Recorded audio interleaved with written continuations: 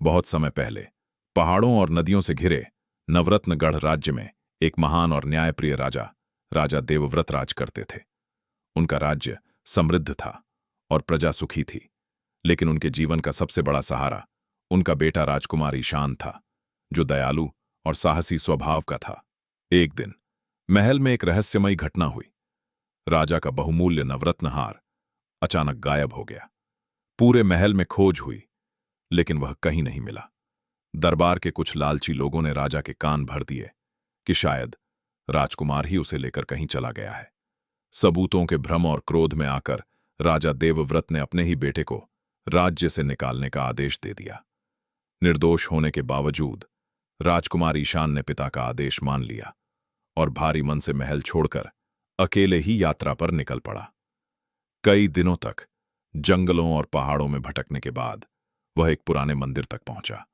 वहां एक वृद्ध साधु महात्मा प्रणीत ध्यान में बैठे थे। उन्होंने राजकुमार के चेहरे की उदासी देखकर उससे उसकी कहानी पूछी। राजकुमार ने अपनी सारी पीड़ा उन्हें बता दी। साधु ने शांत स्वर में कहा कि जीवन में कठिन समय आने पर इंसान को धैर्य और बुद्धि से काम लेना चाहिए। उन्होंने राजकुमार को 3 सीख दी।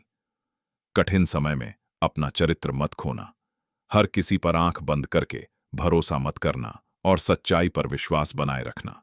आशीर्वाद लेकर राजकुमार आगे बढ़ गया। रास्ते में उसे एक छोटी लड़की तारा मिली जो रो रही थी। उसका काफिला उसे रास्ते में छोड़कर चला गया था। राजकुमार ने उसे सांत्वना दी और अपने साथ ले लिया।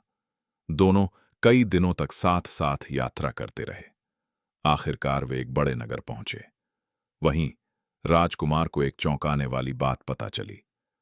बाजार में एक व्यापारी वही नवरत्न हार बेचने की कोशिश कर रहा था जो महल से गायब हुआ था।